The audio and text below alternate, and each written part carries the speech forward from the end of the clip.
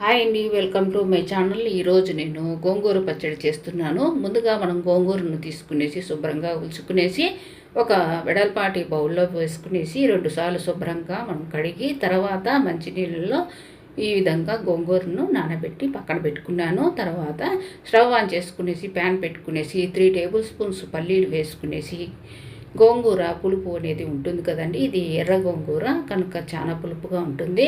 నేను ఎండుమిరపకాయలు ఒక 12 వరకు తీసుకున్నాను. మనము పచ్చిమిరపకాయలు కూడా తీసుకోవచ్చండి.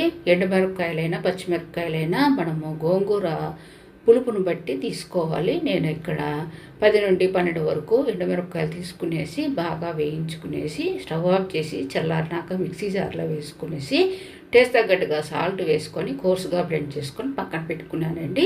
తర్వాత స్టవ్ ఆన్ చేసుకునేసి ప్యాన్ పెట్టుకునేసి మీడియం ఫ్లేమ్ పెట్టుకునేసి ముందుగా మనం కడిగి పెట్టుకున్న గోంగూరను ప్యాన్లో వేసుకోవాలండి. తర్వాత మీడియం సైజు టమాటాలు ఒక 2 వరకు తీసుకునేసి దాన్ని కూడా స్లైస్గా కట్ చేసి గోంగూరలో వేసుకునేసి ఒక 2 నిమిషాల పాటు బాగా మగ్గనివ్వాలి. తర్వాత చిన్న టీ గ్లాస్ అంత వాటర్ పోసుకునేసి మీడియం ఫ్లేమ్ పెట్టుకునేసి మనము మూత అనేది పెట్టుకోవాలండి. మూత పెట్టేసుకునేస్తే మనకు మధ్య మధ్యలో ఈ విధంగా తీస్తే వాటర్ అనేది ఈ విధంగా మనము వేసిన వాటర్ అంతా కూడా ఆ వాటర్లో ఈ ఆకు తర్వాత టమాటాలంతా కూడా మనకు మగ్గుతాయండి. మళ్ళా మూత పెట్టేసి మీడియం ఫ్లేమ్లోనే ఇవంతా కూడా మనకు బాగా మగ్గి ఈ విధంగా ఉడికిపోతుందండి. తర్వాత కొద్దిగా వాటర్ అనేది ఉంటుంది. తర్వాత స్టవ్ ఆఫ్ చేసి చల్లారినాక కోర్సుగా బ్లెండ్ చేసుకున్న ఈ పల్లీలు ఎండుమిరపకాయలు ఉప్పు దాంట్లోనే చల్లారిన గోంగూర టమాటాలను కూడా మనము వేసేసుకోవాలండి. వేసుకునేసి కోర్సుగా బ్లెండ్ చేసుకొని పక్కన పెట్టుకున్నాను. కొద్దిగా నాకు సాల్ట్ అనేది సరిపోలేదు, మరి కొద్దిగా వేసుకున్నాను.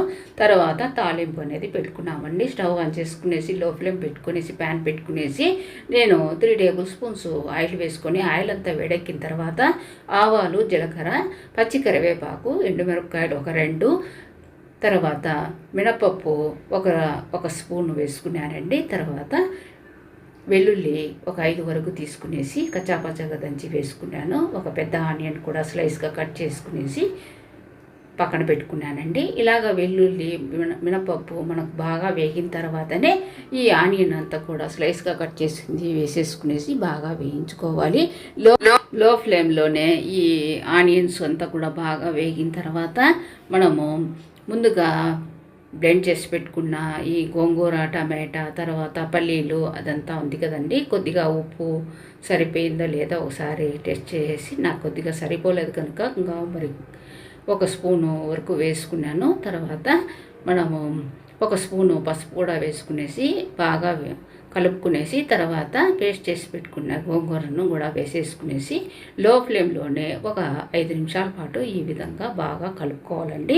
ఇలాగా కలుపుకున్న తర్వాత మనం వేసిన ఆనియన్ అనేది ఒకవేళ పిల్లలకు సరిపోలేదు అనుకుంటే మరొక ఆనియన్ కూడా మనము కట్ చేసేసుకునేసి ఇదే స్టేజ్లో మనము వేసేసుకుంటే సరిపోతుందండి. అంతే అండి, గోంగూర చట్నీ అనేది రెడీ అయిపోయింది. తప్పకుండా ట్రై చేయండి. ఇంకా మన ఛానల్కి సబ్స్క్రైబ్ చేయని వాళ్ళు ఉంటే తప్పకుండా సబ్స్క్రైబ్ చేయండి. Thank you very much.